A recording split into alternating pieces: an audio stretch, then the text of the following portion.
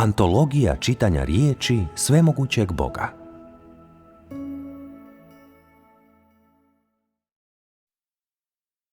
Uzda si svemogućeg. U tvojem srcu postoji ogromna tajna, koje nikada nisi bio svjestan, jer si živio u svijetu bez svjetlosti. Tvoje srce i tvoj duh oteo je zli. Oči su ti tamom zaklonjene i ne vidiš ni sunce na nebu, ni svjetlucavu zvijezdu u noći. Tvoje su uši zaglušene varljivim riječima i ne čuješ ni gromoglasan glas Jahvin, ni šum voda što teku s prijestolja. Izgubio si sve što ti s pravom pripada, sve što ti je svemogući podario. Ušao si u beskrajno more nevolja, bez snage da se spasiš, bez nade da preživiš i sve što činiš jest borba i jurnjava. Od tog trenutka nadalje bio si osuđen da te zli unesreći i da hodiš putom bez povratka, daleko od blagoslova svemogućega, izvan domašaja darova svemogućega. Milijun poziva teško može probuditi tvoje srce i tvoj duh. Čvrsto spavaš u rukama zlog koji te namamio u bezgraničan svijet bez smjera ili putokaza. Od tada si izgubio svoju izvornu nevinost i čistoću i počeo izbjegavati brigu svemogućeg. U tvom srcu zli upravlja tobom u svim stvarima i postao je tvoj život. Više ga se ne plašiš, ne izbjegavaš ga niti sumnjaš u njega. Naprotiv, odnosiš se prema njemu kao prema Bogu u svojem srcu. Počeo si ga štovati i obožavati, a vas te dvoje postali nerazdvojni kao tijelo i sjena, predani tomu da živite i umrete zajedno. Ne znaš odakle si došao, zašto si rođen, ni zašto ćeš umrijeti. Gledaš na svemogućega kao na stranca, ne znaš njegovo podrijetlo, a kamoli što je sve on za tebe učinio.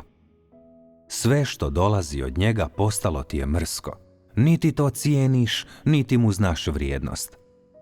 Hodaš zajedno sa zlim, počevši od dana kad si primio darove svemogućega.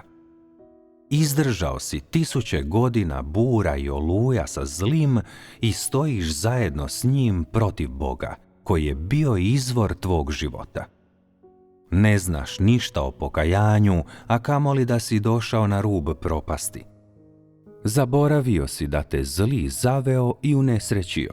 Zaboravio si svoje početke. Tako te zli mučio na svakom koraku sve do današnjeg dana. Tvoje srce i tvoj duh otupjeli su i istrunuli. Prestao si se žaliti na tegobe u svijetu ljudi. Više ne vjeruješ da je svijet nepravedan. Još te manje zanima postoji li svemogući. To je zato što zloga odavno smatraš svojim pravim ocem i ne možeš se od njega odvojiti.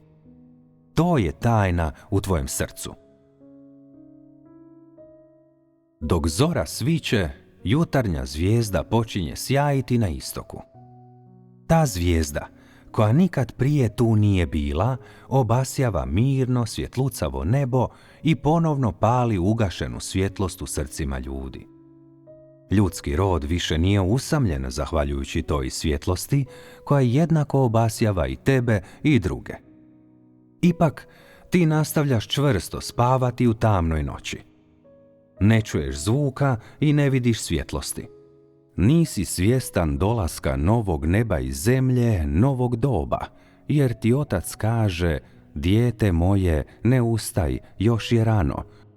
Hladno je, ne izlazi van da ti mači koplje ne probodu oči. Imaš povjerenja samo u očeve opomene, jer vjeruješ da je samo on u pravu s obzirom na to da je stariji od tebe i iskreno te voli. Zbog tih opomena i takve ljubavi prestaješ vjerovati u predaju da na svijetu postoji svjetlost. Zbog njih ne mariš više ima li još istine na svijetu.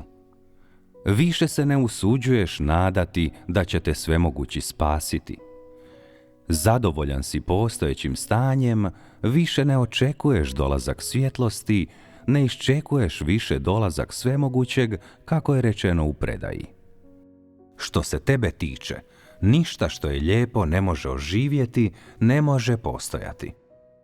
U tvojim očima sutrašnjica čovječanstva, budućnost čovječanstva nestaje, izbrisana je. Svom snagom držiš se za očeve skute, voljan dijeliti njegove nedaće, duboko uplašen da ne ostaneš bez suputnika i ne izgubiš smjer na svojem dalekom putovanju. Ogroman i maglovit svijet ljudi oblikovao je mnoge od vas, nepokolebljive i neustrašive u ispunjavanju različitih uloga u njemu. Stvorio je mnoge ratnike koji se ne boje smrti. I više od toga, stvorio je puno i previše umrtvljenih i paraliziranih ljudskih bića, nesvjesnih svrhe svojeg stvaranja. Oči svemogućeg promatraju svakog pripadnika duboko posrnule ljudske vrste. Ono što on čuje jest naricanje onih koji pate. Ono što on vidi jest besramnost onih koji su posrnuli, a ono što on osjeća jesu bespomoćnost i strah čovječanstva koje je izgubilo milost spasenja. Čovječanstvo odbacuje njegovu brigu te bira ići vlastitim putom i pokušava izbjeći njegov pogled, birajući radije da do posljednje kapi iskusi gorke morske dubine u društvu neprijatelja. Ljudski rod više ne čuje uzdahe svemogućeg. Ruke svemogućeg više nisu voljne pomilovati ovaj tragičan ljudski rod. Opet i iznova on pokušava, opet i iznova on gubi, i tako se njegovo djelo ponavlja. On se tada počinje umarati, osjećati se iscrpljeno, te prestaje i djelovati i hodati među ljudima. Ljudski rod sasvim je nesvjestan bilo koje od tih promjena. Nesvjestan je dolazaka i odlazaka, tuge i melankolije svemogućega. Sve na ovom svijetu brzo se mijenja s mislima svemogućega i pred njegovim očima. Stvari za koje čovječanstvo nikad nije čulo dolaze iznenada, dok stvari koje čovječanstvo odavno posjeduje nesvjesno izmiču. Nitko ne može dokučiti gdje je svemogući, a još manje itko može osjetiti uzvišenost i veličinu njegove životne sile. On je uzvišen po tome što može opažati ono što ljudi ne mogu. Velik je po tome što je on onaj kojeg je čovječanstvo napustilo, a ipak spašava čovječanstvo. On zna smisao života i smrti i više od toga on poznaje zakone postojanja koje bi čovječanstvo koje je stvoreno trebalo slijediti. On je temelj ljudskog postojanja i otkupitelj koji ponovno uskrsava čovječanstvo. On opterećuje sretna srca tugom i podiže tužna srca srećom, a sve zbog svojeg dijela i radi svojeg plana. Čovječanstvo koje je odlutalo od života koji pruža svemogući ne zna svrhu postojanja, ali se ipak boji smrti. Ono je bez pomoći i podrške, ali i dalje nerado zatvara oči i čeliči se kako bi se provuklo u neplemenitom životu u ovome svijetu poput vreća mesa bez osjećaja za vlastite duše. Živiš na taj način, bez nade, kao i drugi, bez cilja. Samo će sveti iz predaje spasiti ljude koji, kukajući zbog patnje, očajnički čeznu za njegovim dolaskom. Do sada se takvo vjerovanje nije ostvarilo kod onih kojima nedostaje svijest. Ipak, ljudi i dalje za tim tako žude.